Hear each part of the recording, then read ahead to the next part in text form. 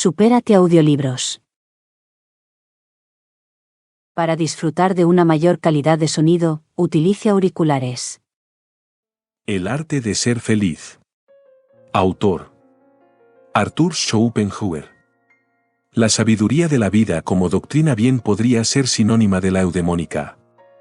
Debería enseñar a vivir lo más felizmente posible, y en concreto, resolver esta tarea aún bajo dos restricciones, a saber, sin una mentalidad estoica y sin tener un aire de maquiavelismo.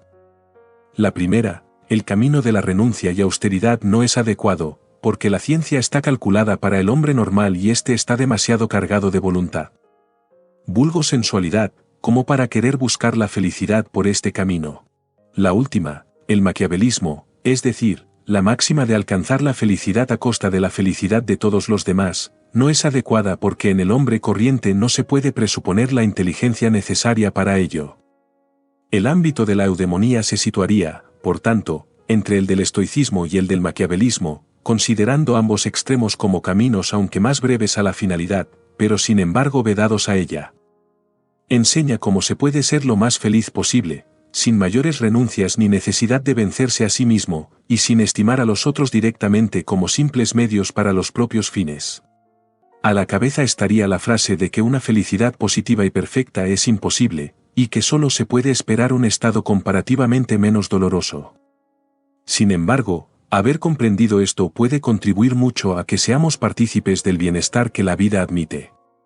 Además, que incluso los medios para ello solo están muy parcialmente en nuestro poder. A continuación se dividiría en dos partes. 1. Reglas para nuestra conducta hacia nosotros mismos. 2. Para nuestra conducta hacia otras personas. Antes de hacer esta división en dos partes, aún habría que definir con mayor precisión la finalidad, o sea considerar en qué consistiría la felicidad humana designada como posible y que sería esencial para ella. En primer lugar, alegría del ánimo, temperamento feliz. Este determina la capacidad para el sufrimiento y la alegría. Lo más próximo a él, la salud del cuerpo, que está en una precisa relación con aquel, para el que es la condición casi inevitable. Tercero, tranquilidad del espíritu. Ser cuerdo es la parte principal de la felicidad, Sófocles, Antígona 1:3-4-7. Cuarto, bienes externos, en una medida muy reducida. La división establecida por Epicuro en 1. Bienes naturales y necesarios. 2. Naturales y no necesarios. 3. Ni naturales ni necesarios. En las dos partes arriba indicadas solo se debería enseñar cómo se alcanza todo esto, lo mejor lo hace la naturaleza en todas partes, pero en aquello que depende de nosotros. Esto se haría por medio del establecimiento de reglas para la vida, pero éstas no deberían sucederse sino puestas bajo rúbricas, de las que cada una tendría a su vez sus subdivisiones. Esto es difícil y no conozco ningún trabajo previo al respecto. Por eso, lo mejor es apuntar las reglas de esta clase, primero tal como se nos ocurran y rubricarlas después y subordinarlas unas a otras. Regla número 1. Todos hemos nacido en Arcadia, es decir, entramos en el mundo llenos de aspiraciones a la felicidad y al goce y conservamos la insensata esperanza de realizarlas, hasta que el destino nos atrapa rudamente y nos muestra que nada es nuestro, sino que todo es suyo, puesto que no solo tiene un derecho indiscutible sobre todas nuestras posesiones, sino además sobre los brazos y las piernas, los ojos y las orejas, hasta sobre la nariz en medio de la cara. Luego viene la experiencia y nos enseña que la felicidad y el goce son puras quimeras que nos muestran una ilusión en las lejanías, mientras que el sufrimiento y el dolor son reales, que se manifiestan a sí mismos inmediatamente sin necesitar la ilusión y la esperanza. Si esta enseñanza trae frutos, entonces cesamos de buscar felicidad y goce y solo procuramos escapar en lo posible al dolor y al sufrimiento. Reconocemos que lo mejor que se puede encontrar en el mundo es un presente indoloro, tranquilo y soportable. Si lo alcanzamos, sabemos apreciarlo y nos guardamos mucho de preocupaciones cara a un futuro siempre incierto que, por mucho que luchemos, no deja de estar en manos del destino. Acerca de ello, porque habría de ser necio procurar en todo momento, que se disfrute en lo posible del presente como lo único seguro, puesto que toda la vida no es más que un trozo algo más largo del presente, y como tal totalmente pasajera. Regla número 2. Evitar la envidia, nunca serás feliz si te atormenta que algún otro es más feliz que tú. Séneca, cuando piensas cuántos se te adelantan, ten en cuenta cuántos te siguen. No hay nada más implacable y cruel que la envidia, y sin embargo, nos esforzamos incesante y principalmente en suscitar envidia. Regla número 3. Carácter adquirido. Al lado del carácter inteligible y del empírico, hay que mencionar otro que es diferente de estos dos, el carácter adquirido, al que solo se consigue en la vida a través del ejercicio en el mundo, y del que se habla cuando se elogia a alguien como hombre con carácter o cuando se critica a alguien por su falta de carácter. Se podría pensar que el carácter empírico, en tanto manifestación del inteligible, por ser invariable, y como todo fenómeno natural, consecuente en sí mismo, también en el ser humano debería mostrarse siempre igual a sí mismo y consecuente, y que no sería necesario que se adquiera artificialmente un carácter por medio de la experiencia y la reflexión. Pero no es así, y aunque siempre somos la misma persona, no siempre nos comprendemos a nosotros mismos en todo momento, sino que nos equivocamos con respecto a nosotros mismos, hasta que hemos alcanzado en cierto grado el verdadero conocimiento de nosotros mismos. Siendo un mero impulso natural, el carácter empírico es en sí mismo irracional, es más, sus manifestaciones encima las perturba la razón, y lo hace tanto más cuanto mayor sea la sensatez y fuerza de pensamiento que posea una persona. Porque éstas siempre le muestran lo que le corresponde al ser humano en general, en tanto carácter de toda la especie y lo que son las posibilidades de éste a partir de su volición y sus esfuerzos.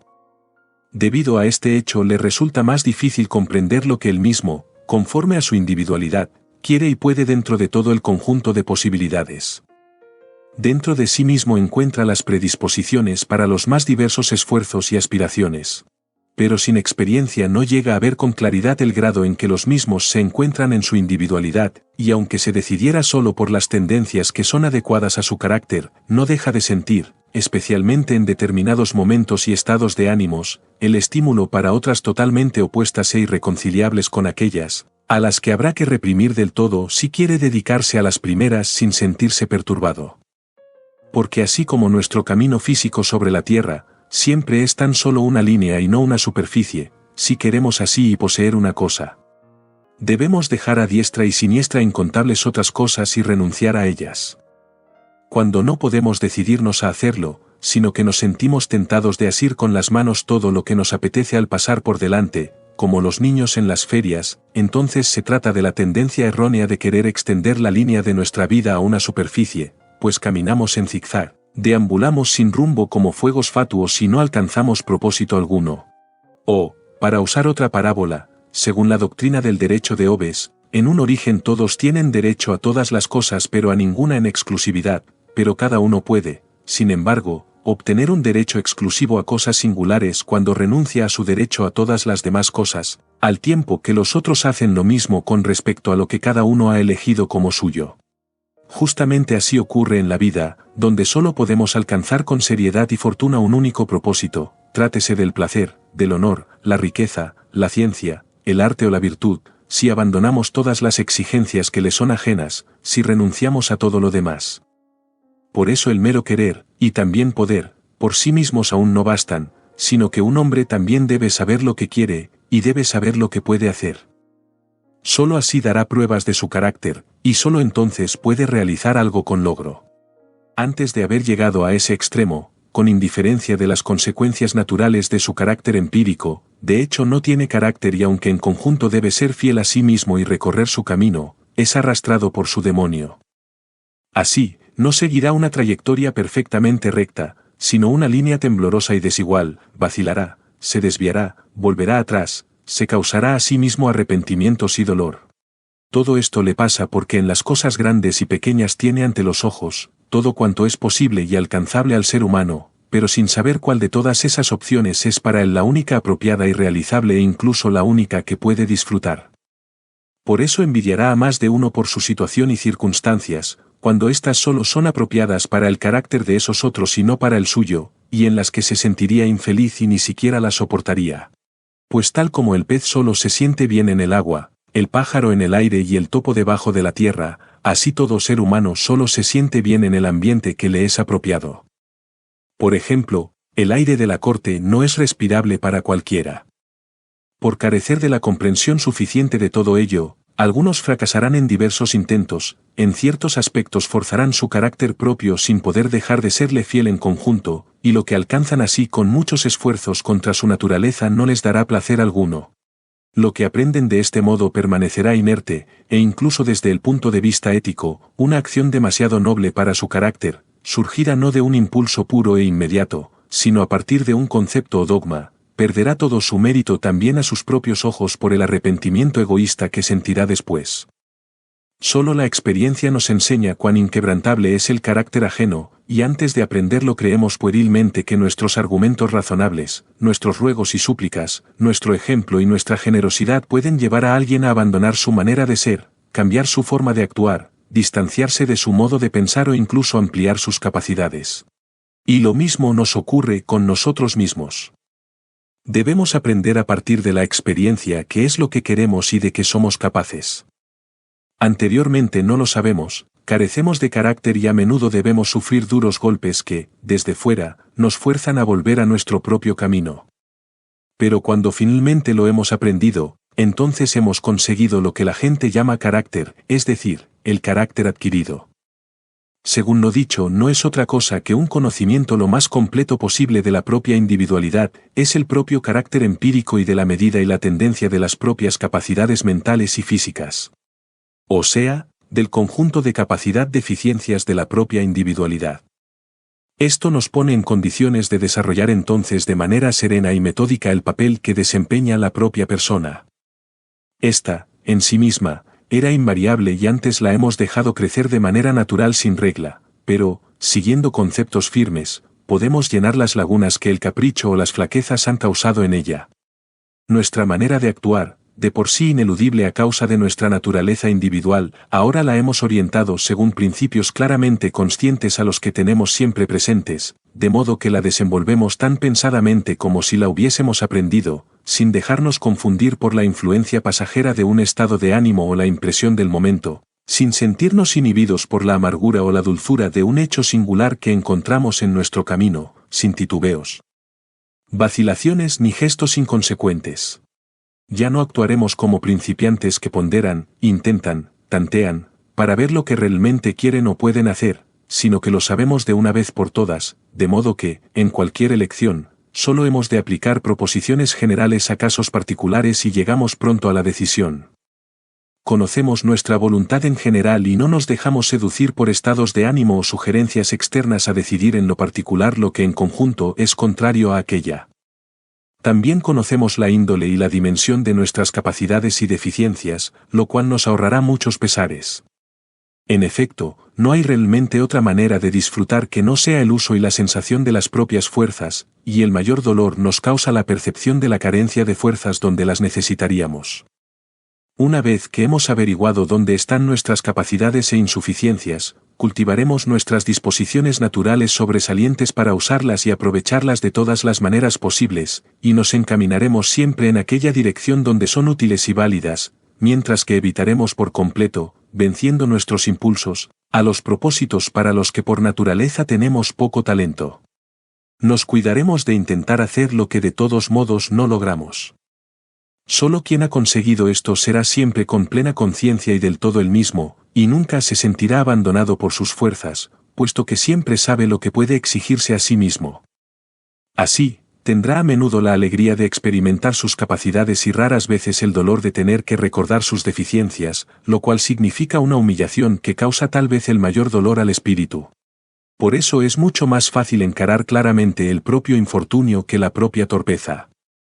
Cuando estamos totalmente familiarizados con nuestras capacidades y deficiencias, ya no intentaremos mostrar puntos fuertes que no tenemos, no jugaremos con moneda falsa, porque estos engaños finalmente fallarán su meta. Dado que todo el ser humano solo es la manifestación de su voluntad, no puede haber nada más erróneo que, partiendo de la reflexión, pretender ser alguien diferente del que se es, porque esto significa una contradicción directa de la voluntad consigo misma. La imitación de características y peculiaridades ajenas es mucho más vergonzoso que vestir la ropa de otro, porque significa juzgarse a sí mismo como carente de valor.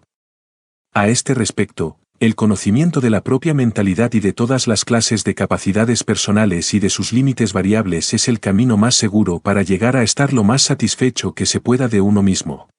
Porque tanto para las circunstancias interiores como para las exteriores, es cierto que no hay otro consuelo eficaz que la plena certeza acerca de la necesidad ineludible. Un mal que nos ha afectado no nos atormenta tanto como pensar en las circunstancias que lo podrían haber evitado. Por eso, para tranquilizarnos no hay otro remedio mejor que el de considerar lo sucedido desde el punto de vista de la necesidad, desde el cual todos los accidentes se muestran como obra de un destino imperante, de modo que reconocemos el mal acaecido como inevitablemente producido por el conflicto entre circunstancias interiores y exteriores, o sea como fatalidad. Y, de hecho, solo seguimos lamentándonos mientras esperamos poder impresionar así a los demás, y seguimos enfurecidos mientras hacemos inusitados esfuerzos para mantenernos excitados. Pero tanto niños como adultos saben conformarse tan pronto que comprenden claramente que las cosas no tienen remedio. Nos parecemos a los elefantes capturados que durante muchos días siguen enfurecidos y agresivos, hasta que ven que es infructuoso y súbitamente ofrecen serenos su nuca al yugo, quedando domados para siempre. Somos como el rey David quien, mientras vivía su hijo, imploraba a Jehová sin cesar y se mostraba desesperado, pero tan pronto como el hijo murió, dejó de pensar en él. A esto se debe que muchas personas soportan con total indiferencia incontables males persistentes, como la deformidad, la pobreza, el nivel social bajo, la fealdad, un lugar de residencia desagradable, a tal punto que ya ni siquiera los sienten, cual heridas cicatrizadas, simplemente porque saben que nada se escapa a la necesidad interior o exterior que se pueda modificar. Los más felices, en cambio, no comprenden cómo algo así puede soportarse. Nada nos reconcilia más firmemente con la necesidad exterior e interior como su conocimiento preciso. Cuando hemos reconocido de una vez por todas nuestros fallos y deficiencias lo mismo que nuestras características buenas y capacidades, y hemos puesto nuestras metas de acuerdo con ellas, conformándonos con el hecho de que ciertas cosas son inalcanzables, entonces evitamos de la manera más segura y en la medida en que nuestra individualidad lo permite el sufrimiento más amargo, que es el descontento con nosotros mismos como consecuencia inevitable del desconocimiento de la propia individualidad, de la falsa presunción, la arrogancia que resulta de ella. Los capítulos amargos de la recomendación del conocimiento de sí mismo, se pueden ilustrar excelentemente con este verso de Ovidio. El mejor libertador de aquel espíritu fue quien rompió las ligaduras que le ataban el pecho. Y dejó de sufrir de una vez por todas. Aquí terminamos nuestro comentario sobre el carácter adquirido, que es menos importante para la ética propiamente dicha que para la vida en el mundo social, pero cuya consideración se juntaba, sin embargo, como tercer tipo al lado del carácter inteligible y del empírico, sobre los cuales nos tuvimos que extender en una reflexión algo más detallada para precisar cómo la voluntad, en todas sus manifestaciones, está sometida a la necesidad, al tiempo que en sí misma, no obstante, se la puede calificar como libre e incluso omnipotente. Regla número 4. Sobre la relación entre las pretensiones y las posesiones. Los bienes que a alguien nunca se le había pasado por la cabeza pretender, no los echa en absoluto de menos, sino que está plenamente contento sin ellos. Otro, en cambio, que posee 100 veces más que aquel, se siente desgraciado porque le falta una cosa que pretende. También a este respecto cada uno tiene su propio horizonte de lo que a él le es posible alcanzar. Hasta donde se extiende, llegan sus pretensiones. Si un objeto cualquiera dentro de este horizonte se le presenta de tal manera que puede confiar en obtenerlo, entonces se siente feliz, en cambio es infeliz si surgen dificultades que le privan de la perspectiva de tenerlo. Lo que se halla fuera del alcance de su vista no ejerce ningún efecto sobre él. Esta es la razón por la cual el pobre no se inquieta por las grandes posesiones de los ricos, y por la que, a su vez, el rico no se consuela con lo mucho que ya posee cuando no se cumplen sus pretensiones. La riqueza es como el agua de mar, cuanto más se beba, más sed se tendrá. Lo mismo vale para la fama. Tras la pérdida de las riquezas o de una situación acomodada, tan pronto como se supera el primer dolor, el estado de ánimo habitual no suele ser muy diferente del anterior, y esto se debe al hecho de que, una vez el destino ha reducido el factor de nuestras posesiones, nosotros mismos reducimos en igual medida el factor de nuestras pretensiones. Esta operación es, ciertamente, lo propiamente doloroso en un caso de infortunio. Una vez terminada, el dolor va disminuyendo hasta que finalmente no se lo siente más, la herida cicatriza. A la inversa, en un caso de buena fortuna sube el compresor de nuestras pretensiones y éstas se expanden, esto constituye la alegría. Pero tampoco dura más tiempo del que hace falta para terminar del todo esta operación. Nos acostumbramos a la dimensión más extensa de nuestras pretensiones y nos volvemos indiferentes hacia las posesiones correspondientes. La fuente de nuestro descontento se encuentra en nuestros intentos siempre renovados de subir el nivel del factor de las pretensiones, mientras la inmovilidad del otro factor lo impide. Regla número 5. La medida natural e individual del dolor. Por cierto que la observación sobre lo inevitable del dolor y sobre la sustitución de una cosa por la otra, y el introducir lo nuevo expulsando lo anterior podría llevarnos incluso a la hipótesis paradójica, aunque no descabellada, de que en todo individuo la naturaleza determina definitivamente la medida del dolor que es característica para él, una medida que no se podría dejar vacía ni tampoco colmar demasiado, por mucho que cambie la forma del sufrimiento. Según esta idea, el sufrimiento y bienestar no vendrían determinados desde fuera, sino precisamente por esa medida o disposición, que podría experimentar algún aumento o disminución según el estado físico y los distintos momentos, pero que en conjunto permanecería igual, siendo simplemente lo que se llama el temperamento de cada uno o, mejor dicho, el grado en que su mente sería más liviana o más grave, como lo expresa Platón en el primer libro de la República.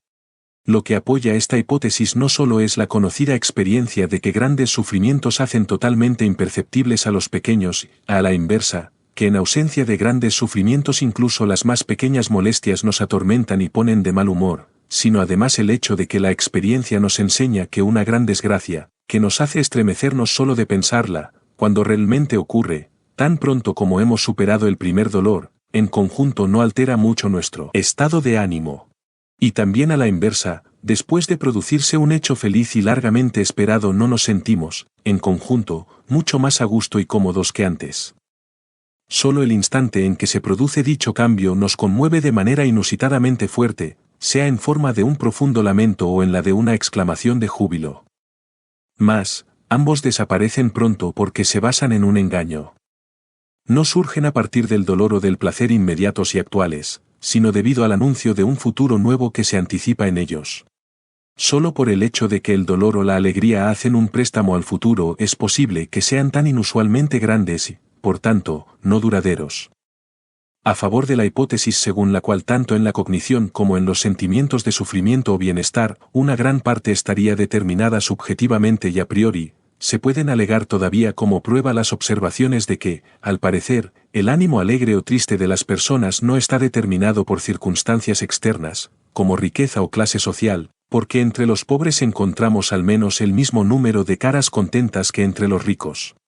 Por añadidura, los motivos que llevan al suicidio son muy diversos, de manera que no podemos indicar una desgracia lo bastante grande para que induzca con gran probabilidad a cualquier carácter al suicidio, y hay pocos males pequeños que, por insignificantes que parezcan, no hayan provocado también suicidios. Aunque el grado de nuestra alegría o tristeza no es siempre el mismo, según esta concepción no lo atribuiremos al cambio de circunstancias externas, sino al estado interior, al estado físico. Porque cuando se produce un aumento auténtico de nuestro buen humor, aunque fuera pasajero, incluso llegando al grado de la alegría, esto suele ocurrir sin motivo externo alguno. Es cierto que a menudo entendemos nuestro dolor como consecuencia de un determinado acontecimiento externo y aparentemente solo es este el que nos pesa y entristece, de modo que creemos que al desaparecer esta causa, deberíamos sentir la mayor satisfacción. Sin embargo, esto es un engaño.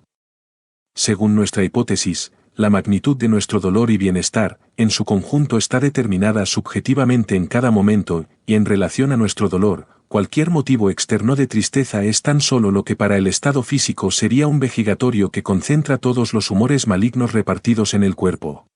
Si no hubiera una causa externa de sufrimiento, el dolor determinado por nuestro carácter y, por tanto, inevitable durante este periodo, estaría repartido en 1000 puntos diferentes, y aparecería en forma de 1000 pequeños disgustos y quejas, sobre cosas que pasamos del todo por alto cuando nuestra capacidad para el dolor ya está colmada por un mal principal que ha concentrado todos los demás dolores en un solo punto.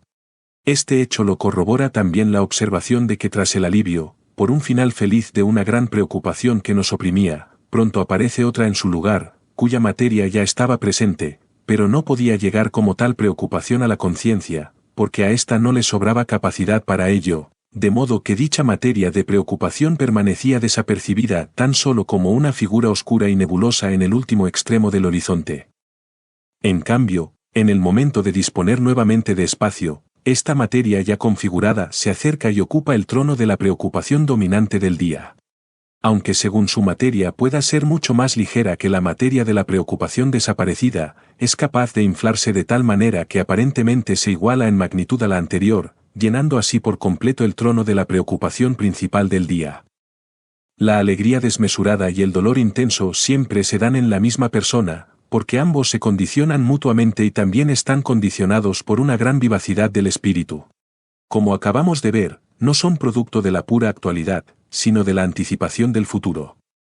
Pero, dado que el dolor es esencial a la vida y también en cuanto a su grado solo determinado por la naturaleza del sujeto, de modo que los cambios repentinos, de hecho, no pueden cambiar su grado, por eso el júbilo o el dolor excesivos siempre se basan en un error y una ilusión.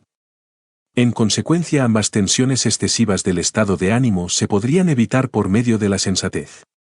Todo júbilo desmesurado se basa siempre en la ilusión de haber encontrado algo en la vida que de hecho no se puede hallar en ella. A saber, una satisfacción permanente de los deseos o preocupaciones que nos atormentan y que renacen constantemente. De cada una de estas ilusiones hay que retornar más tarde inevitablemente a la realidad y pagarla, cuando desaparece, con la misma cuantía de amargo dolor que tenía la alegría causada por su aparición. En este sentido se parece bastante a un lugar elevado al que se ha subido y del que solo se puede bajar dejándose caer. Por eso habría que evitar las ilusiones, pues cualquier dolor excesivo que aparece repentinamente no es más que la caída desde semejante punto elevado, o sea, la desaparición de una ilusión que lo ha producido. Por consiguiente podríamos evitar ambos, si fuéramos capaces de ver las cosas siempre claramente en su conjunto y en su contexto y de cuidarnos de creer que realmente tienen el color con el que desearíamos verlas. La ética estoica se propuso principalmente liberar el ánimo de todas estas ilusiones y sus consecuencias y de dotarlo, en cambio, con una ecuanimidad inalterable. Esta es la convicción que inspira a Horacio en su conocida Oda. Recuerda que en tiempos arduos hay que conservar la ecuanimidad, lo mismo que en buenos un ánimo que domina prudentemente la alegría excesiva. Horacio, Carmina, 2, 3. La mayoría de las veces, sin embargo, así como rechazamos una medicina amarga, nos resistimos a aceptar que el sufrimiento es esencial a la vida, de modo que no fluye hacia nosotros desde fuera, sino que cada uno lleva la fuente inagotable del mismo en su propio interior. Al contrario, a modo de un pretexto, siempre buscamos una causa externa y singular para nuestro dolor incesante, tal como el ciudadano libre se construye un ídolo para tener un amo.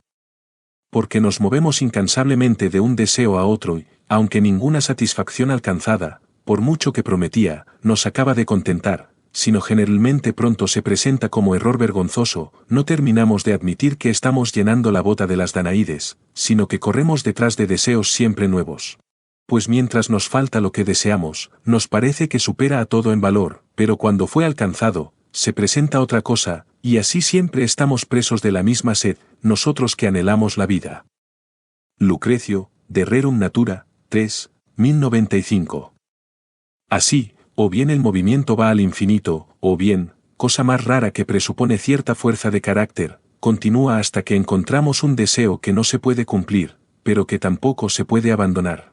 Entonces tenemos en cierto modo lo que buscamos, a saber, algo que en todo momento podemos acusar, en lugar de nuestro propio carácter, como la fuente de nuestros sufrimientos y que nos hace enemigos de nuestro destino pero que, en cambio, nos reconcilia con nuestra existencia, porque vuelve a alejar de nosotros la necesidad de admitir que el sufrimiento es esencial a esta existencia misma y que la verdadera satisfacción es imposible. La consecuencia de esta última forma de desarrollo es un estado de ánimo algo melancólico, que significa soportar constantemente un gran dolor único y el desprecio resultante de todos los pequeños sufrimientos o alegrías, por lo cual se trata de un fenómeno algo más digno que la constante persecución de ilusiones siempre nuevas, que es mucho más vulgar. Regla número 6. Hacer con buena voluntad lo que se puede y tener la voluntad de soportar el sufrimiento inevitable. Debemos vivir no como queremos, sino como podemos. Regla número 7. Reflexionar a fondo sobre una cosa antes de emprenderla, pero, una vez que se ha llevado a cabo y se pueden esperar los resultados, no angustiarse con repetidas consideraciones de los posibles peligros, sino desprenderse del todo del asunto, mantener el cajón del mismo cerrado en el pensamiento y tranquilizarse con la convicción de que en su momento se ha ponderado todo exhaustivamente. Si el resultado, no obstante, llega a ser malo, ello se debe a que todas las cosas están expuestas al azar y al error. Regla número 8. Limitar el propio ámbito de acción, así se da menos prisa al infortunio, la limitación nos hace feliz, etc. Regla número 9. El prudente no aspira al placer, sino a la ausencia de dolor. Aristóteles, Ética a Nicómaco, 7, 11, 1152b15. Regla número 10. Sométete a la razón si quieres someterlo todo. Séneca. Regla número 11. Una vez que un infortunio se ha producido y no se puede remediar, no permitirse pensar que pudiera ser de otra manera, como el rey David y los elefantes capturados. De otro modo uno se convierte en un torturador de sí mismo. Pero lo inverso tiene la ventaja de que el castigo de sí mismo vuelve a uno más prudente en una próxima ocasión. Regla número 12. Sobre la confianza. Nada será tan provechoso como comportarse de manera no llamativa, y hablar muy poco con los demás, pero mucho consigo mismo.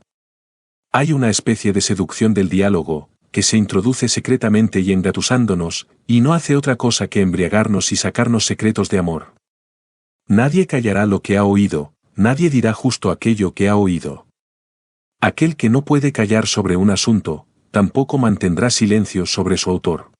Cada uno tiene alguna persona en la que confía tanto como los otros confían en él, aunque domine sus habladurías y se conforme con el oído de una persona, finalmente informará al pueblo. Así, lo que hace un momento era un secreto, estará en boca de todos. Regla número 13. Cuando estamos alegres, no debemos pedirnos permiso para ello con la reflexión de si a todas luces tenemos motivo para estarlo. No hay nada que tenga una recompensa más segura que la alegría, porque en ella la recompensa y la acción son una misma cosa. Quien está alegre, siempre tiene motivo para ello, a saber, justamente el de estar alegre. Nada hay que pueda sustituir tan perfectamente como la alegría a cualquier otro bien. Cuando alguien es rico, joven, bello y famoso, hay que preguntarse si además es alegre para enjuiciar su felicidad, más a la inversa, si es alegre, no importa si es joven, viejo, pobre o rico, es feliz. Por ello debemos abrir todas las puertas a la alegría, cuando sea que llegue. Porque nunca llega a deshora. En cambio, a menudo tenemos reparos en dejarla entrar, porque primero queremos considerar si realmente tenemos motivo para estar alegres, o si eso no nos distrae de nuestras reflexiones serias y preocupaciones profundas. Lo que mejoramos con estas últimas es muy incierto, mientras que la alegría es la ganancia más segura, y puesto que solo tiene valor para el presente, es el bien más elevado para aquellos seres cuya realidad tiene la forma de un presente indivisible entre dos tiempos infinitos.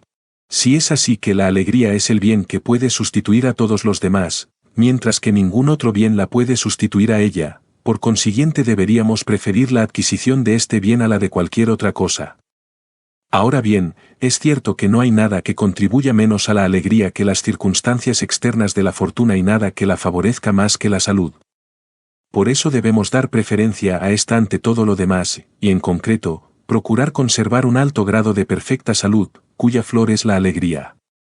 Su adquisición requiere evitar todos los excesos, también todas las emociones intensas o desagradables, también todos los grandes y constantes esfuerzos intelectuales, finalmente al menos 2 horas de movimiento rápido al aire libre. Regla número 14. Se podría decir que buena parte de la sabiduría de la vida se basa en la justa proporción entre la atención que prestamos en parte al presente y en parte al futuro para que la una no pueda estropear a la otra. Muchos viven demasiado en el presente, los imprudentes, otros demasiado en el futuro, los miedosos y preocupados, raras veces alguien mantendrá la medida justa. Quienes solo viven en el futuro con sus ambiciones, que siempre miran hacia adelante y corren impacientes al encuentro de las cosas venideras, como si solo éstas pudieran traer la verdadera felicidad, y dejan que, mientras tanto, el presente pase de largo sin disfrutarlo ni prestarle atención. Estas personas se parecen al asno italiano de Tisbein, con su fajo de heno atado con una cuerda delante de él para acelerar su paso. Siempre viven solo ad interim, hasta que mueren. La tranquilidad del presente solo la pueden molestar aquellos males que son seguros, y cuyo momento de producirse es igualmente seguro. Pero hay muy pocos que sean así, porque o bien son males solo posibles o en todo caso probables, o bien son seguros pero el momento de su acaecimiento es del todo incierto, como por ejemplo, la muerte. Si nos entregamos a estos dos tipos de malestar, no nos quedará ni un instante de tranquilidad. Para no perder la serenidad de toda nuestra vida ante males inciertos o indefinidos, debemos acostumbrarnos a ver los primeros como si nunca llegaran, y a los segundos como si con seguridad no acaecerían en el momento actual. Regla número 15. Un hombre que se mantiene sereno ante todos los accidentes de la vida, solo muestra que sabe cuán inmensas y diversas son las posibles contrariedades de la vida. Por eso contempla un mal presente como una pequeña parte de aquello que podría venir, y a la inversa, quien sabe esto último y lo tiene en cuenta, siempre mantendrá la serenidad. Regla número 16. Todos hemos nacido en Arcadia, es decir que entramos en el mundo con muchas exigencias de felicidad y goce, y conservamos la necia esperanza de realizarlas hasta que el destino nos agarra rudamente y nos muestra que nada es nuestro, y que todo es suyo, porque tiene un derecho indisputable no solo sobre nuestras posesiones y adquisiciones, sino sobre nuestros brazos y piernas, ojos y orejas y hasta sobre nuestra nariz en medio de la cara.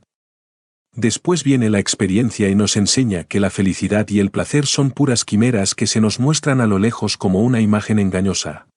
Que el sufrimiento y el dolor son reales, se manifiestan inmediatamente por sí mismos sin necesitar la ilusión o la expectación. Si aprendemos de su enseñanza, dejamos de perseguir la felicidad y el placer y solo procuramos evitar en lo posible el dolor y el sufrimiento. Comprendemos que lo mejor que se puede encontrar en el mundo es un presente indoloro, tranquilo y soportable. Si lo conseguimos sabemos apreciarlo y nos cuidamos mucho de estropearlo, con un anhelo incesante de alegrías imaginarias o con ansiosas preocupaciones cara a un futuro siempre incierto, que de todos modos está en manos del destino, por mucho que forcejemos. Regla número 17. Puesto que toda felicidad y todo placer son de carácter negativo, mientras que el dolor es positivo, resulta que la vida no tiene la función de ser disfrutada, sino que nos es infligida, hemos de padecerla, por eso vive la vida se termina, escapa a los peligros. Quien ha atravesado su vida sin mayores dolores físicos o psíquicos, ha tenido la mayor suerte que ha podido encontrar, no le ocurre lo mismo a quien ha encontrado las mayores alegrías y placeres. Quien pretende medir el curso de la vida según estos últimos, aplica un parámetro totalmente equivocado.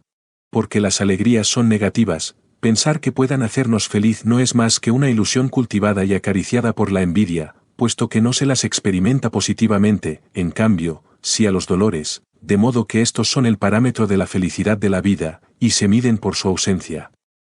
De lo dicho aquí se sigue que no hay que comprar los placeres al precio de dolores, aunque solo sean dolores posibles, porque de otro modo se paga algo negativo e ilusorio con algo positivo y real. A la inversa, en cambio, es una ganancia cuando se sacrifican placeres para pagar así el estar libre de dolores. La razón es la misma. En ambos casos es indiferente si los dolores preceden o siguen a los placeres.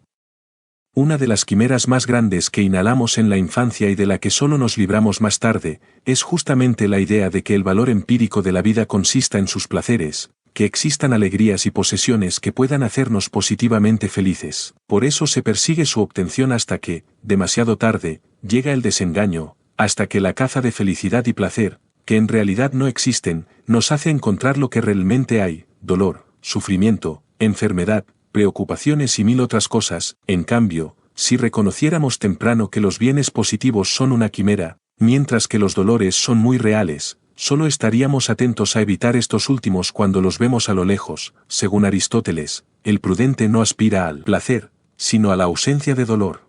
Aquí parece encontrarse incluso la verdadera idea fundamental del cinismo. Lo que motivó a los cínicos a rechazar todos los placeres acaso no era precisamente el pensar en los dolores como vinculados de manera más directa o indirecta con los primeros, donde les parecía mucho más importante evitar los dolores que obtener placeres.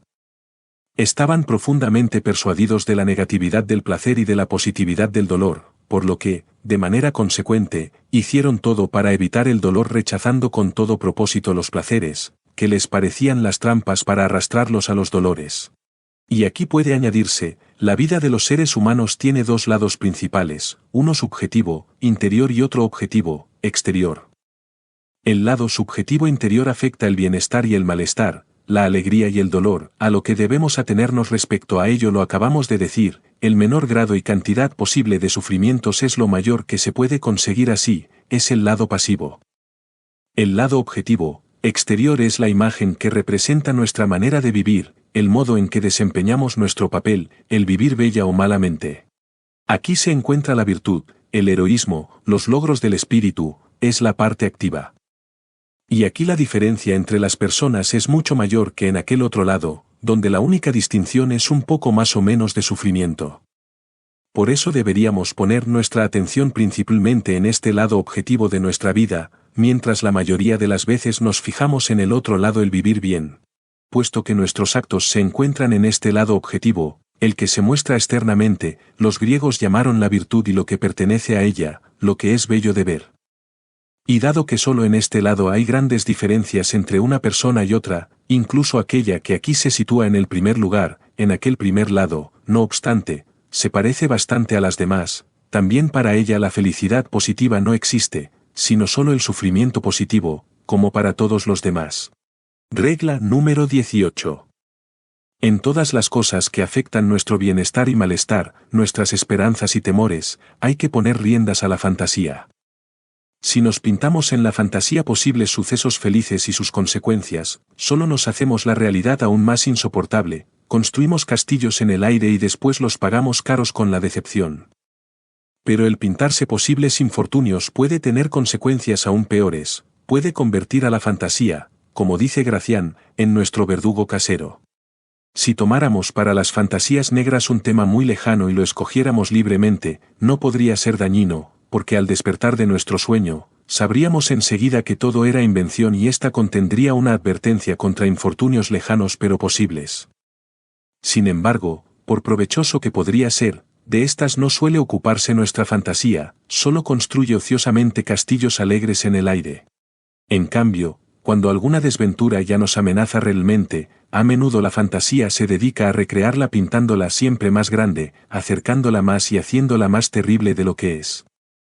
No podemos deshacernos de un sueño de esta clase al despertarnos, como lo haríamos con uno alegre. A este lo desdice inmediatamente la realidad, y lo que aún pudiera contener de aspectos posibles lo dejamos en manos del destino.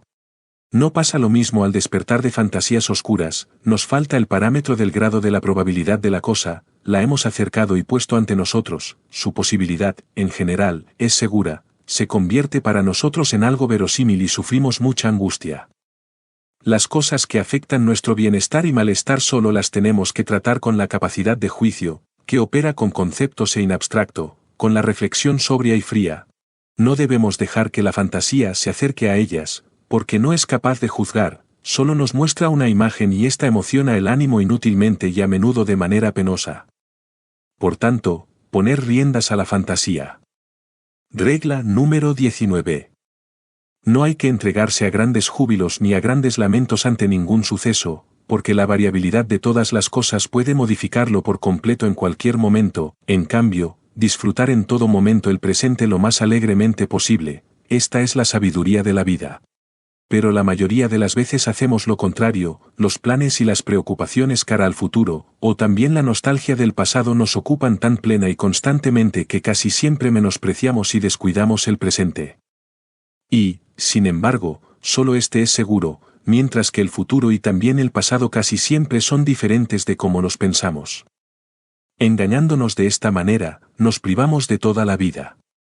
Aunque para la eudemonía esto es bastante adecuado, de una filosofía más seria resulta, en cambio, que si bien la búsqueda del pasado siempre es inútil, la preocupación por el futuro lo es a menudo y por eso solo el presente es el escenario de nuestra felicidad. Lo cierto es, sin embargo, Que este presente se convierte en pasado a cada momento y entonces resulta tan indiferente como si nunca hubiese existido, donde queda, pues, un espacio para nuestra felicidad. Regla número 20. Mostrar ira u odio en palabras o en la expresión de la cara es inútil, peligroso, imprudente, ridículo y vulgar. Por eso no se debe mostrar la ira o el odio de ninguna otra manera que en los actos. Esto último se hará tanto más perfectamente cuanto más completamente se habrá evitado lo primero. Regla número 21. Puesto que los asuntos de la vida que nos conciernen aparecen y se entrelazan de una manera totalmente inconexa, fragmentaria, sin relación entre ellos, y están en un contraste extremo sin tener nada más en común que el hecho de ser nuestros asuntos, debemos organizar nuestra manera de pensarlos y de preocuparnos, por ellos igualmente de forma fragmentaria para que ésta les corresponda, es decir, debemos poder abstraer, debemos pensar, arreglar, disfrutar, sufrir cada cosa en su momento, sin preocuparnos de todo lo demás, tener, por así decirlo, cajones para nuestros pensamientos, donde abrimos uno y cerramos todos los demás. Así, una grave preocupación no nos destruirá cualquier pequeño placer actual privándonos de todo sosiego, una reflexión no desplazará a otra, la preocupación por un asunto grande no alterará en todo momento la preocupación por 100 asuntos pequeños, etc. Como en tantas otras ocasiones, aquí hay que ejercer una coacción sobre sí mismo, en la cual nos apoyará la reflexión de que cualquier persona debe sufrir de todos modos tantas y tan grandes coacciones, y que una vida sin muchas coacciones sería imposible. Pero que una pequeña coacción de sí mismo aplicada en el lugar justo, puede prevenir a muchas coacciones posteriores desde fuera, del mismo modo como un pequeño segmento de un círculo cerca del centro corresponde y equivale a un segmento 100 veces mayor en la periferia más externa. Nada permite sustraernos mejor a la coacción externa que la coacción que nos aplicamos a nosotros mismos. Además, siempre mantenemos el poder sobre nuestra autocoacción, y en un caso extremo o cuando afecta el punto más sensible de nuestra naturaleza, podemos aflojarla. En cambio la coacción externa es desconsiderada, intolerante y despiadada, por eso está bien prevenir esta por medio de aquella. Regla número 22. La primera proposición de la eudemonología es precisamente, que esta expresión es un eufemismo y que, vivir feliz, solo puede significar vivir lo menos infeliz posible o, dicho más brevemente, de manera soportable. Se podría defender muy bien la afirmación de que el fundamento de la verdadera sabiduría de la vida en la frase de Aristóteles consiste únicamente en evitar en lo posible los incontables males de la vida sin interesarse en absoluto por sus placeres y cosas agradables. Gran parte de la desgracia se debe a la ignorancia acerca de ello, a la que favorece el optimismo. El joven cree que el mundo está hecho para ser disfrutado, que es una morada de la felicidad a la que desaciertan solo aquellos que no tienen la habilidad de buscarla, en ello lo animan las novelas, los poemas y el falso brillo que el mundo da siempre y en todas partes a la apariencia externa. A partir de ese momento su vida consiste en el acoso, emprendido con más o menos reflexión, de la felicidad positiva de la que cree, por supuesto, que consiste en placeres positivos. Debe asumir el peligro de la desgracia a la que se expone, ya que su vida está orientada hacia la consecución de la felicidad positiva y el placer. La caza de un venado que no existe lo lleva normalmente a la muy real y positiva desgracia. El camino de la sabiduría de la vida, en cambio, consiste en partir de la convicción de que toda felicidad y placer solo son de carácter negativo, mientras que el dolor y la carencia son de índole real y positiva. A partir de ahí lo que orienta todo el plan de vida, es el propósito de evitar el dolor y de mantenerse alejado de la carencia, y a este respecto se puede lograr algo, pero con cierta seguridad solo cuando no se altera el plan con la aspiración a la quimera de la felicidad positiva. Una confirmación de esto, es el principio básico de Mittler en las afinidades selectivas.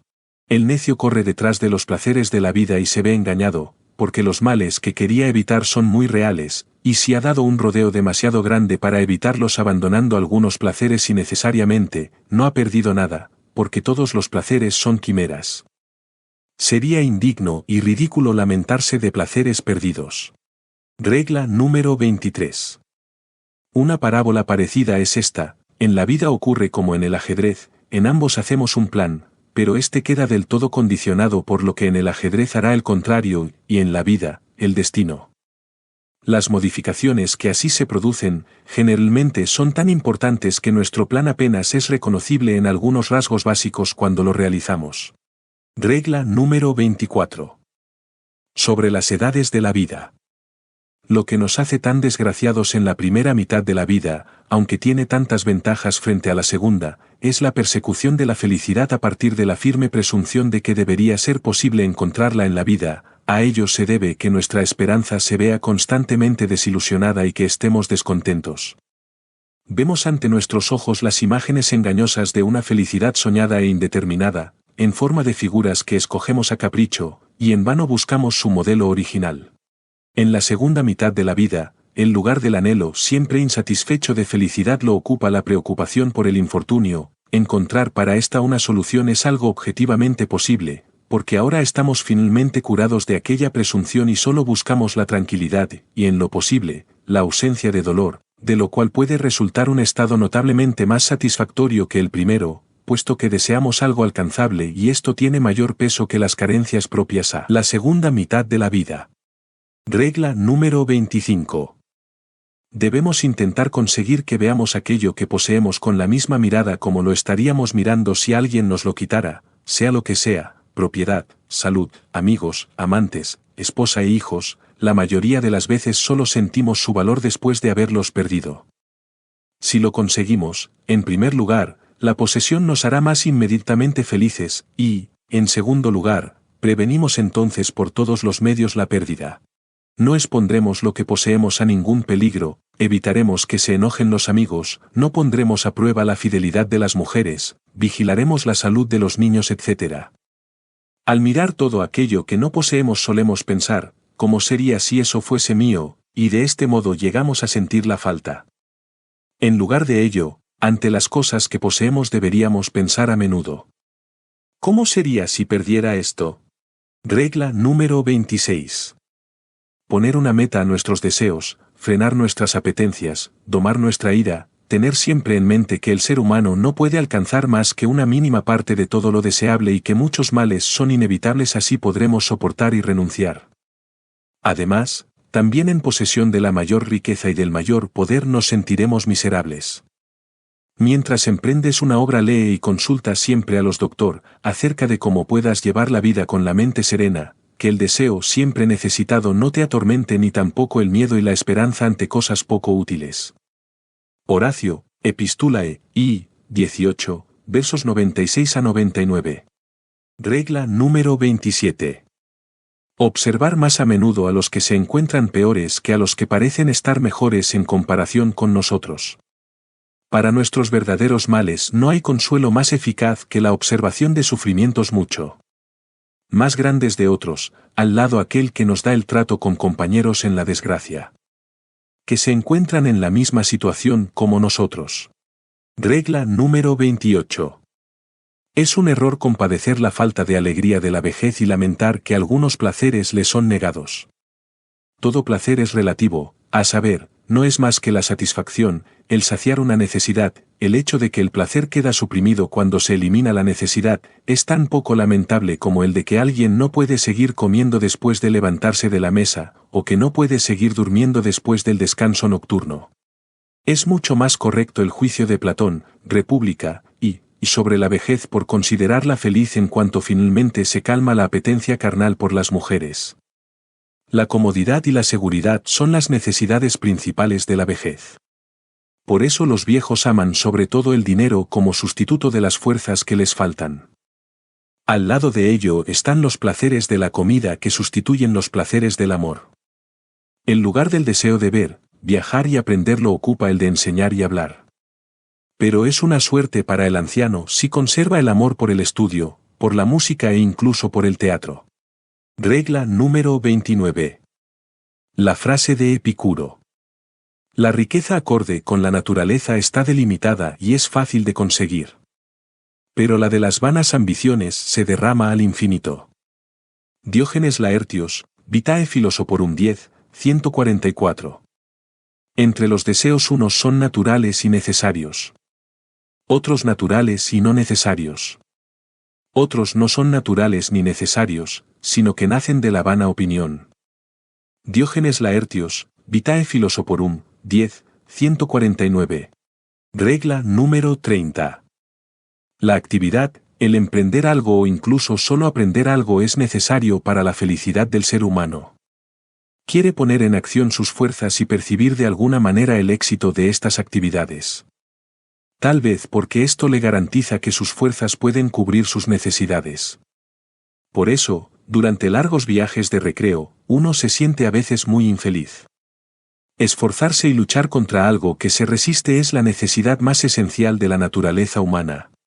La inmovilidad, que sería plenamente suficiente para el placer tranquilo, le resulta imposible. Superar obstáculos es el placer más completo de su existencia, para él no hay nada mejor.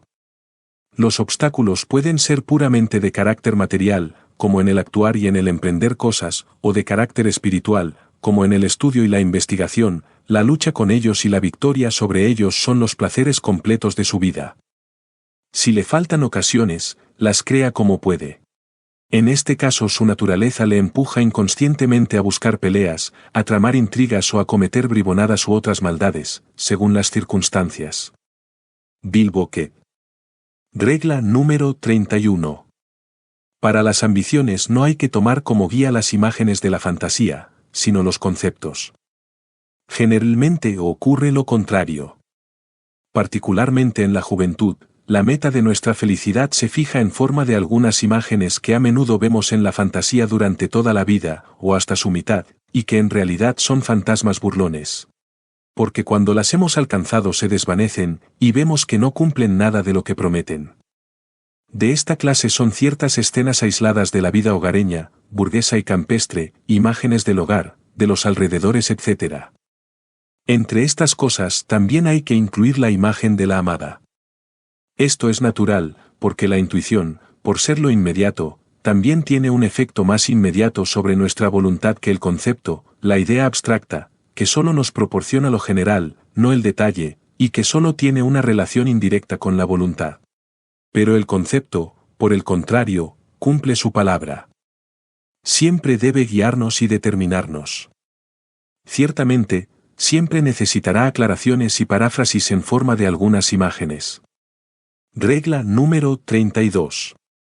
Al menos 9/10 de nuestra felicidad se basan únicamente en la salud. Porque de esta depende en primer lugar el buen humor. Donde está presente, parece que las circunstancias externas desfavorables y hostiles se soportan mejor que las más felices cuando un estado enfermizo nos pone de mal humor o nos angustia. Compárese la manera en que se ven las mismas cosas en días de salud y alegría y en días de enfermedad. Lo que produce nuestra felicidad o desgracia, no son las cosas tal como son realmente en la conexión exterior de la experiencia, sino lo que son para nosotros en nuestra manera de comprenderlas. En segundo lugar, la salud y la alegría que la acompaña pueden sustituir a todo lo demás, pero nada las sustituye a ellas. Finalmente, sin ellas es imposible disfrutar de cualquier fortuna externa, de modo que para un enfermo que la posee, es inexistente. Con salud todo puede ser una fuente de placer. Por eso un mendigo sano es más feliz que un rey enfermo. Por eso no carece de razón el hecho de que nos preguntemos los unos a los otros siempre, por el estado de la salud en lugar de otras cosas y que nos deseamos mutuamente que nos encontremos bien. Porque esto constituye 9/10 de toda la felicidad. De ello se sigue que la mayor de las necedades consiste en sacrificar la salud a lo que sea, adquisiciones, erudición, fama, promoción, y menos aún satisfacciones carnales y placeres fugaces. Al contrario, siempre hay que posponer a ella todas y cada una de las otras cosas. Regla número 33. Debemos llegar a dominar la impresión de lo intuitivo y presente, que es desproporcionadamente fuerte frente a lo puramente pensado y sabido, no por su materia y contenido, que a menudo son muy insignificantes, sino por su forma, por prestarse a la intuición, por su inmediatez, con las que la impresión importuna el ánimo y altera su tranquilidad o incluso hace vacilarlo en sus propósitos. Algo agradable a lo que hemos renunciado después de reflexionar, nos excita al verlo, un juicio nos hiere aunque conocemos su incompetencia, una ofensa nos enfurece aunque somos conscientes de su bajeza, la falsa apariencia de la presencia real de un peligro pesa más que 10 buenas razones contra su existencia, etc. Las mujeres sucumben casi siempre ante esta impresión y entre los hombres hay pocos que puedan valerse del contrapeso suficiente de la razón para no sufrir los efectos de impresiones.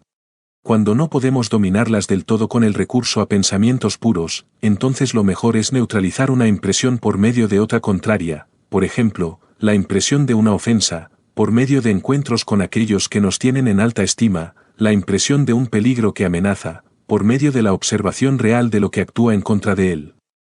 Cuando todos los que nos rodean son de otra opinión que nosotros y se comportan según ella, es cosa ardua no dejarse conmocionar por ellos aunque estemos convencidos de su error.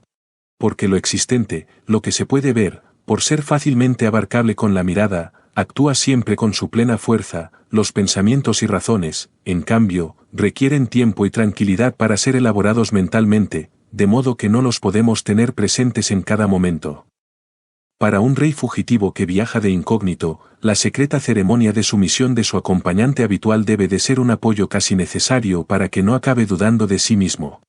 Según lo que hemos dicho, el conocimiento intuitivo, que nos importuna en todo momento y da a lo insignificante e instantáneamente presente una importancia y significación desproporcionadas, constituye una perturbación y falsificación constante del sistema de nuestros pensamientos. Lo que también ocurre, a la inversa, en esfuerzos físicos donde los pensamientos perturban la captación intuitiva pura. Regla número 34. Cuando miramos el transcurso de nuestra vida y vemos cómo hemos fallado ciertas oportunidades de suerte y hemos provocado ciertos momentos de infortunio, podemos excedernos fácilmente en reproches contra nosotros mismos. Porque el curso de nuestra vida no es en absoluto simplemente nuestra propia obra, sino el producto de dos factores, a saber, de la serie de acontecimientos y de la serie de nuestras decisiones, y lo es incluso de tal manera que, en ambas series, nuestro horizonte es muy limitado y que no podemos predecir de lejos nuestras decisiones y menos aún prever los acontecimientos, sino que de ambas series solo conocemos las decisiones y acontecimientos actuales. Por eso, cuando nuestra meta todavía se halla lejos, ni siquiera podemos dirigirnos directamente hacia ella, sino solo de manera aproximada y guiándonos por conjeturas, es decir, según nos lo indican las circunstancias debemos decidirnos en cada instante con la esperanza de acertar de tal manera que nos acercamos a nuestra meta principal. Así, las circunstancias dadas y nuestros propósitos básicos se pueden comparar con fuerzas que tiran en dos direcciones distintas, y la diagonal resultante es el curso de nuestra vida. Regla número 35. Lo que más frecuentemente y casi forzosamente descuidamos, y dejamos de tener en cuenta en nuestros planes de vida son las transformaciones que el tiempo mismo opera en nosotros. A ello se debe que a menudo trabajamos en dirección a asuntos que, una vez alcanzados, ya no son adecuados para nosotros, o también que pasamos los años con los trabajos preparatorios para una obra que nos quitan inadvertidamente las fuerzas para la obra misma. Regla número 36. El medio más seguro para no volverse infeliz es no desear llegar a ser muy feliz, es decir, poner las exigencias de placer, posesiones, rango, honores etc. a un nivel muy moderado, porque precisamente la aspiración a la felicidad y la lucha por ella atraen los grandes infortunios. Pero esa moderación también es sabia y aconsejable por el mero hecho de que ser infeliz es muy fácil, mientras que ser feliz no solo es difícil, sino del todo imposible. En particular no conviene edificar la felicidad sobre un fundamento muy ancho por medio de muchos requisitos, porque si se sostiene sobre tal fundamento se derrumba con la mayor facilidad. Puesto que el edificio de nuestra felicidad se comporta a ese respecto a la inversa de cualquier otro, que se sostiene más firmemente sobre una base amplia. Mantener las exigencias lo más modestas posibles en relación con los propios medios de todo tipo, es la manera más segura de evitar las grandes desgracias. Pues toda felicidad positiva solo es una quimera, en cambio el dolor es real. Regla número 37. Como en la vida el sufrimiento predomina y es positivo mientras que los placeres son negativos, aquel que toma la razón como hilo conductor de sus acciones, ponderando en todo lo que enfoca las consecuencias y el futuro, tendrá que aplicar muy a menudo el substine y abstine, y para asegurar la mayor ausencia de dolor para toda la vida tendrá que sacrificar la mayoría de las veces los placeres y las alegrías más intensas. A ello se debe que la razón juega generalmente el papel de un mentor malhumorado, que solicita siempre la renuncia sin prometer siquiera algo a cambio que no sea una existencia relativamente libre de sufrimientos. Esto se debe al hecho de que la razón abarca con sus conceptos la totalidad de la vida, y el resultado de esta, en el caso que se puede calcular como más afortunado, no es otro que el antes mencionado. La necedad solo agarra una punta de la vida, y esta puede ser muy placentera. Regla número 38. Cada uno vive en un mundo diferente, y este resulta ser diferente según la diferencia de las cabezas, conforme a esta puede ser pobre, insípido, llano, o bien rico, interesante y significativo. Incluso la diferencia que el destino, las circunstancias y el entorno crean en el mundo de cada uno es menos importante que la primera. Además, esta última puede cambiar en manos del azar, la primera está irrevocablemente determinada por la naturaleza. Por eso, para bien y para mal, es mucho menos importante lo que sucede a uno en la vida que la manera en que lo experimenta, o sea el tipo y el grado de su receptividad en cualquiera de las maneras. No es razonable que a menudo uno envidie a otro por algunos sucesos interesantes de su vida, en lugar de ello debería tener envidia de la sensibilidad gracias a la cual esos sucesos parecen tan interesantes en su descripción.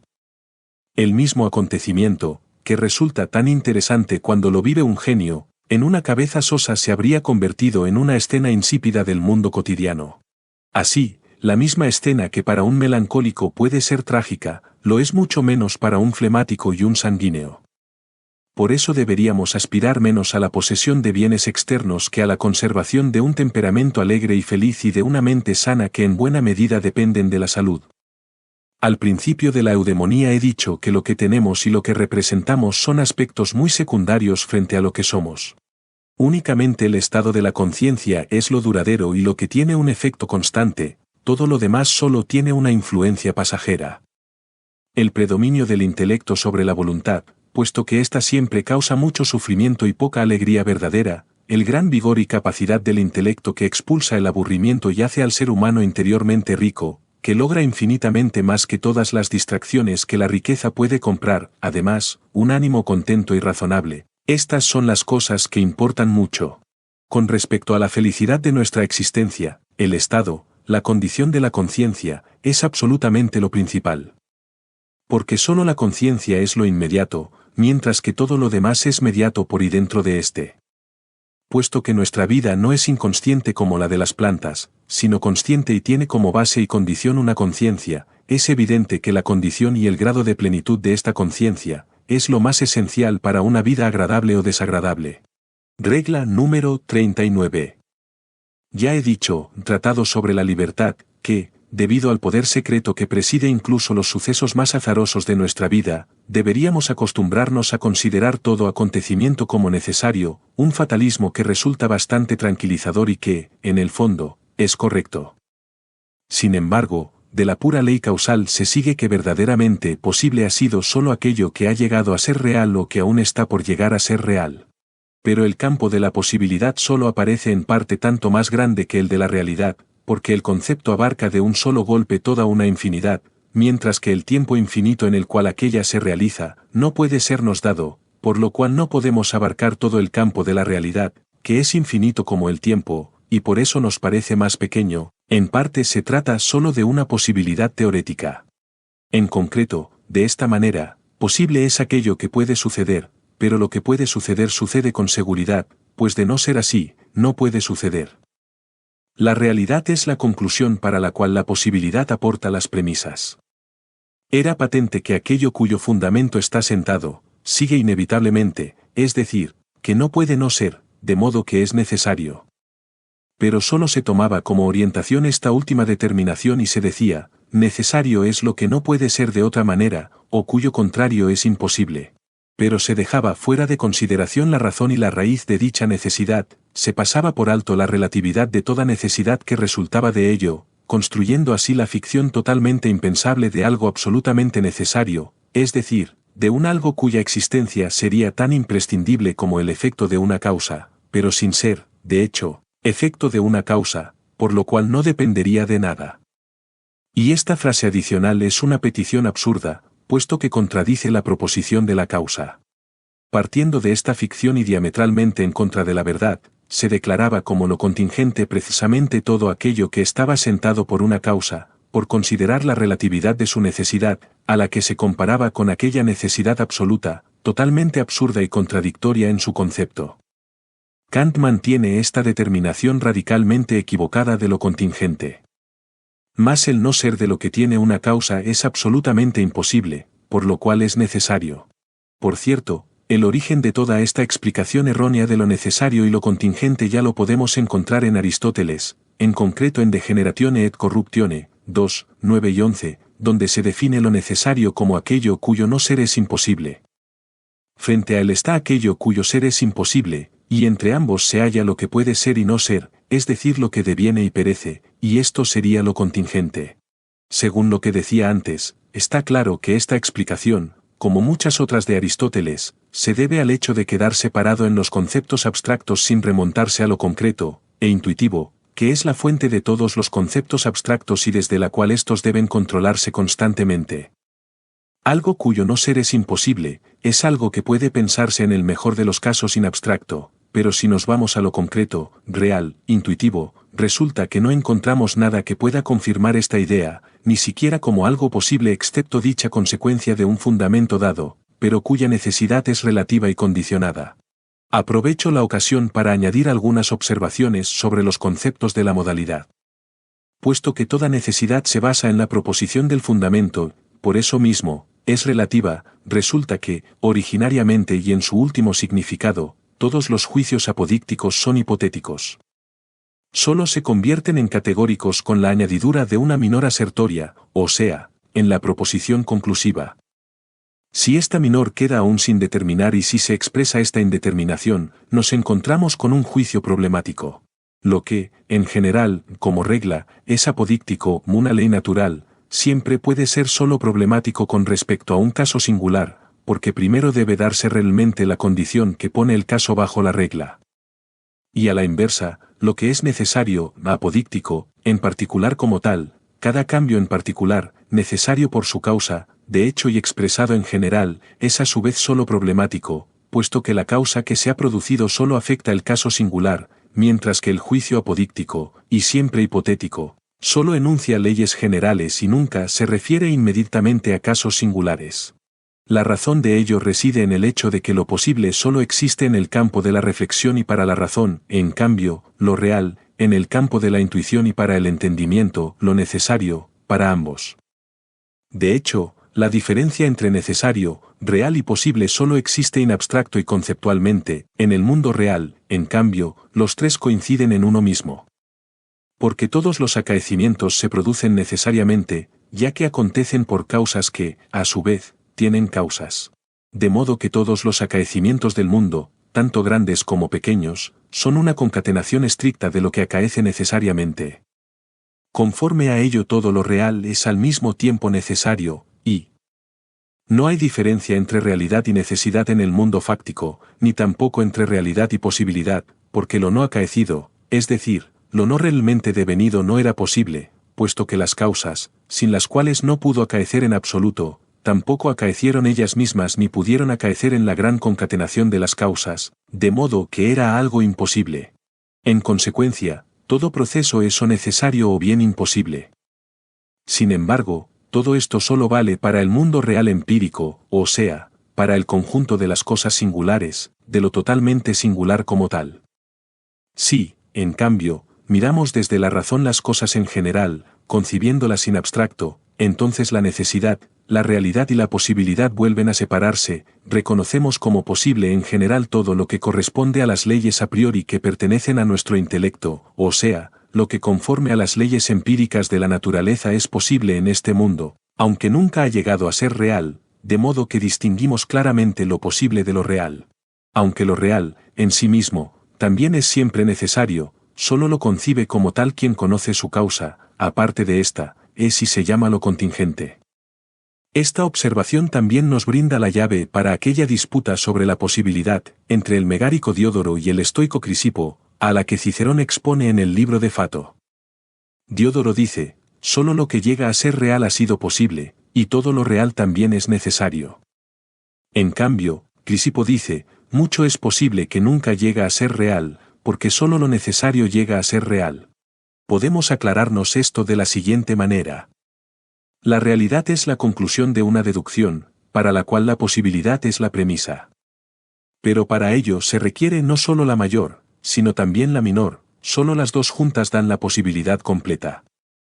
Porque la mayor solo da una posibilidad teórica y general in abstracto, que por sí misma aún no hace posible nada en absoluto, es decir, capaz de llegar a ser real.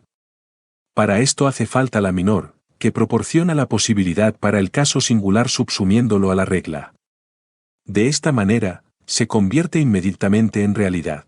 Toda proposición general, o sea, toda mayor, determina con respecto a la realidad las cosas solo bajo una premisa, por tanto, hipotéticamente, por ejemplo el poder quemarse tiene como premisa el incendiarse. Esta premisa se introduce en la menor. La mayor, por así decirlo, carga el cañón, pero solo cuando la menor acerca la mecha se produce el disparo de la conclusión. Esto vale siempre para la relación entre posibilidad y realidad. Puesto que la conclusión, que es el enunciado de la realidad, siempre sigue necesariamente, resulta que todo lo que es real también es necesario. Esto también se entiende por el hecho de que ser necesario, solo quiere decir ser consecuencia de una razón dada, esta es una causa cuando se trata de lo real, por lo que todo lo real es necesario. Por consiguiente vemos que aquí coinciden en uno solo los conceptos de lo posible, lo real y lo necesario y no solo el último presupone el primero, sino también a la inversa. Lo que los separa es la limitación de nuestro intelecto por la forma del tiempo, porque el tiempo es lo que media entre posibilidad y realidad. La necesidad de los acaecimientos particulares se puede comprender al conocer completamente todas sus causas, pero la coincidencia de todas estas causas diversas e independientes entre ellas nos parece contingente, siendo la independencia entre ellas precisamente el concepto de contingencia. Pero, dado que cada una de ellas era la consecuencia necesaria de su causa, cuya cadena no tiene comienzo, se muestra que la contingencia es un fenómeno puramente subjetivo, que resulta de la limitación del horizonte de nuestro entendimiento y es tan subjetivo como el horizonte óptico dentro del cual el cielo toca la tierra. Regla número 40. Habitualmente tratamos de serenar el gris del presente, especulando sobre posibilidades favorables y nos inventamos 100 esperanzas ilusas que todas ellas están preñadas de una decepción, si permanecen incumplidas. En lugar de ello haríamos mejor en tomar todas las posibilidades malas como objeto de nuestra especulación, lo cual nos motivaría en parte a tomar precauciones para prevenirlas, en parte daría lugar a sorpresas agradables si no se cumplen. Los caracteres sombríos y miedosos encontrarán más sufrimientos imaginarios, pero menos reales que los alegres y despreocupados, porque quien lo ve todo negro y siempre teme lo peor, no se habrá equivocado tantas veces en el cálculo como aquel que siempre atribuye a las cosas bellos colores y perspectivas alegres. Regla número 41. Cuando se ha producido algo malo, no permitirse siquiera el pensamiento de que pudiera haber sido de otra manera, que pudiera ser diferente. Fatalismo, ya hemos hablado de él. Es bueno de manera inmediata pero no de manera indirecta. Regla número 42. Una de las insensateces mayores y más frecuentes es hacer amplios preparativos para la vida, no importa de qué tipo sean. En relación con ellos también se calcula al principio la plena duración de una vida humana a la que, sin embargo, solo muy pocos alcanzan. Pero además, aunque vivieran tanto tiempo, es demasiado corta para los planes, porque su realización siempre requiere mucho más tiempo de lo que se suponía. Por añadidura, como todos los asuntos humanos, están expuestos al fracaso y a los obstáculos a tal punto que raras veces se los puede llevar a término, y si, finalmente, se ha logrado todo, no se ha tenido en cuenta que el ser humano mismo cambia con los años y que no conserva las mismas capacidades para los esfuerzos ni para disfrutar. El propósito que uno ha perseguido trabajando toda su vida, le resulta imposible disfrutarlo en la vejez, no es capaz de llenar la posición alcanzada con tantos esfuerzos, es decir, las cosas llegan demasiado tarde para él. O, a la inversa, él llega demasiado tarde a las cosas si había querido lograr y realizar algo relevante, porque el gusto de la época ha cambiado, la nueva generación no se interesa por ello, otros se han anticipado por caminos más cortos. El motivo de esta frecuente equivocación es el natural engaño según el cual la vida, vista desde su comienzo, parece infinita, o cuando se mira atrás, desde el final del camino, parece extremadamente breve, gemelos de teatro. Sin duda, este engaño tiene su lado bueno, porque sin él difícilmente se llegaría a hacer jamás algo grande. Regla número 43. Aquel que fue ricamente dotado por la naturaleza, aquí la expresión es adecuada en su sentido más propio, no necesita obtener del exterior nada más que la libertad del ocio para poder disfrutar de su riqueza interior. Si solo consigue este ocio, en el fondo es el más feliz, y esto es tan cierto como el hecho de que el yo nos es infinitamente más próximo que el no yo, todo lo exterior es y sigue siendo no yo. Únicamente lo interior, la conciencia y su estado son el yo y solo en él se halla nuestro bienestar y malestar. Al margen, estos conceptos de yo y no yo son demasiado imprecisos para la metafísica, porque el yo no es algo simple, sin embargo, para la eudemonología son suficientes. Regla número 44. La verdad principal de la eudemonología sigue siendo que importa mucho menos lo que se tiene o representa de lo que se es. La mayor fortuna es la personalidad. En todo y con todo, en realidad, uno disfruta solo de sí mismo. Si el yo mismo no vale mucho, entonces todos los placeres son como vinos deliciosos en una boca con un regusto a hiel.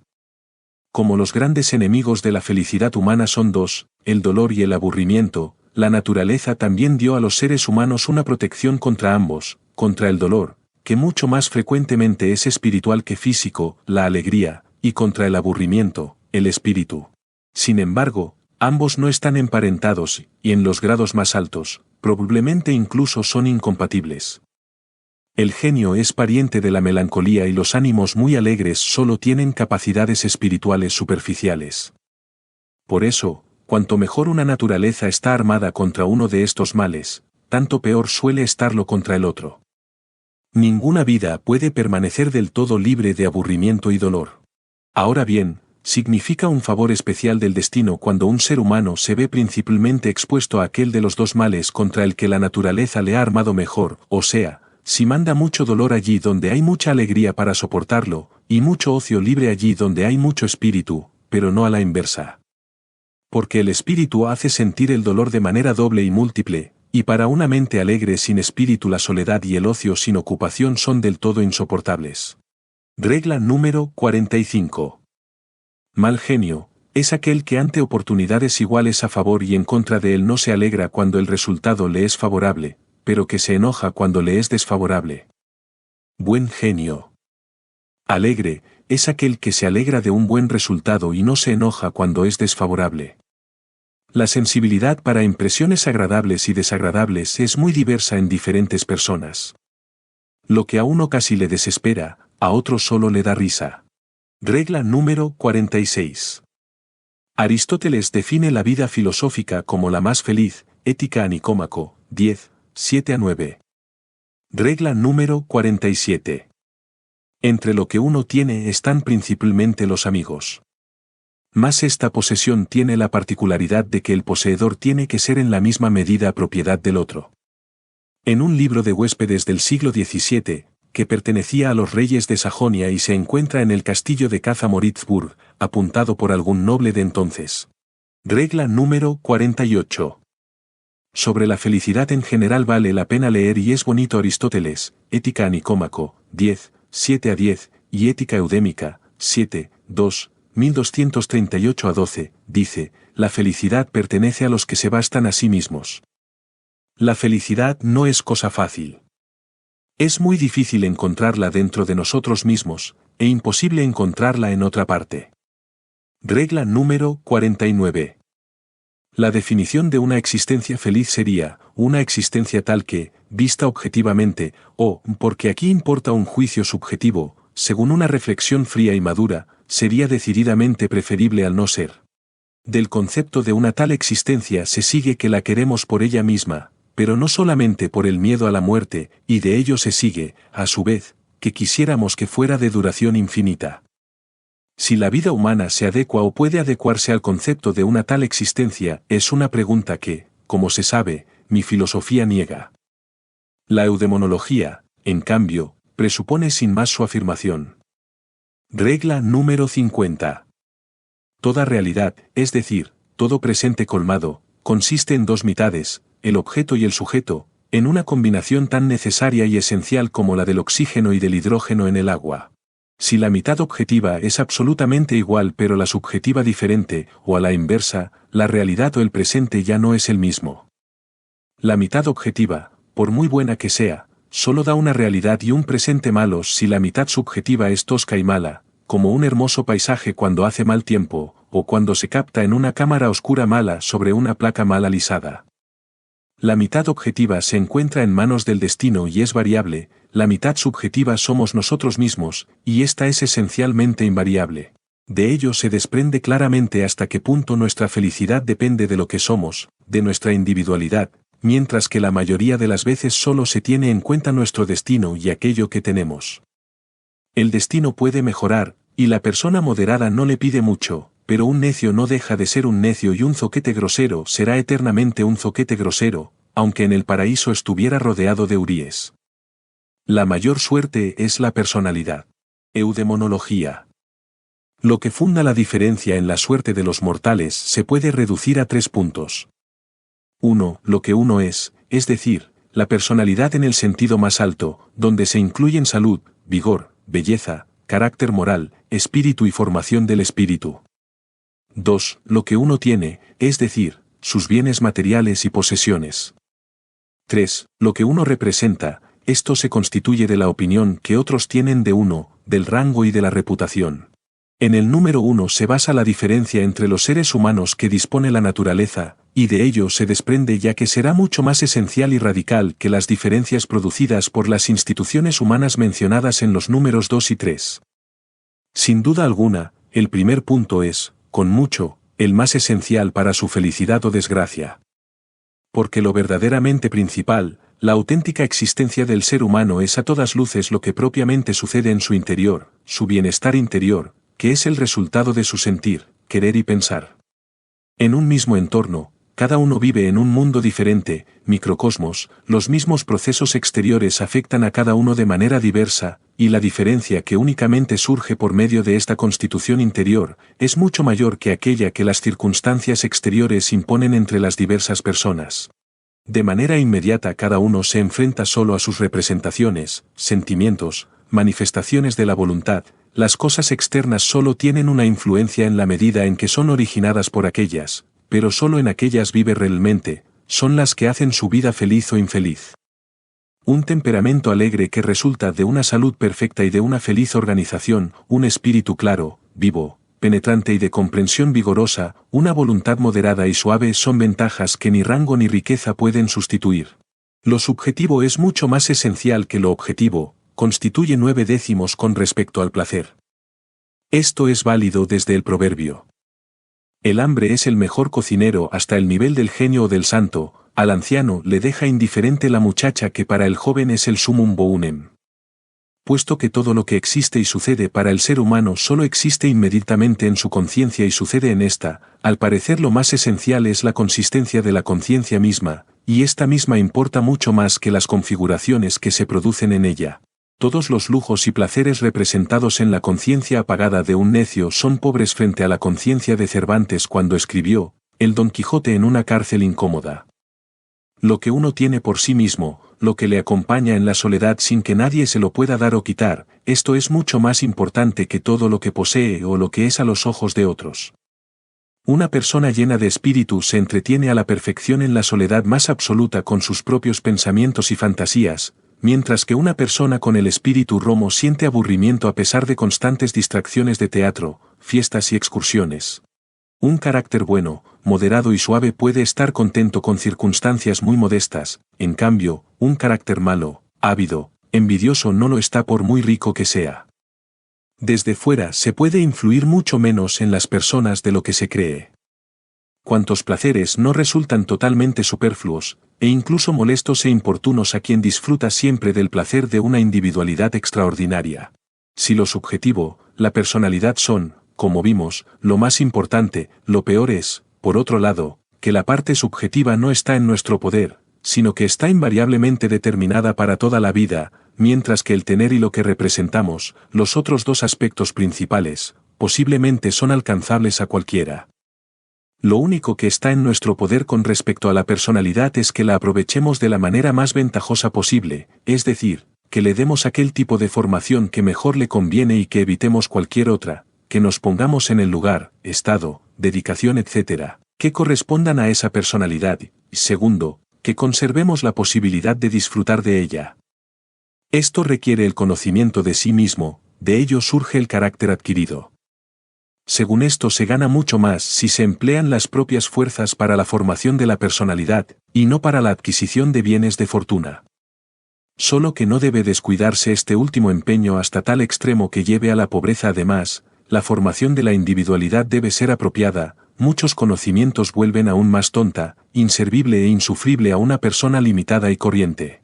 En cambio, la mente extraordinaria solo llega a disfrutar su individualidad por medio de la adquisición de los conocimientos que le son adecuados. Muchos ricos son infelices porque carecen de conocimientos, y sin embargo, por regla general, todos están más empeñados en adquirir bienes que en formarse, cuando resulta que lo que uno es, de hecho, contribuye mucho más a la felicidad que lo que uno tiene.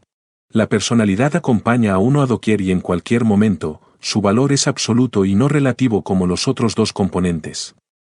Incluso ofrece al aprecio del propio valor, tan esencial para nuestra felicidad, un alimento mucho más sólido que el tercer componente, a diferencia del segundo y del tercer componente, no está sometida a la suerte, es decir, al azar, de modo que no se le puede quitar a nadie como, a la inversa, tampoco se puede adquirir. Solo el tiempo, la edad, la disminuyen, aunque con excepción del carácter moral, todo lo demás está sometido a ellos. Este es el único punto en que los componentes 2 y 3 tienen una ventaja.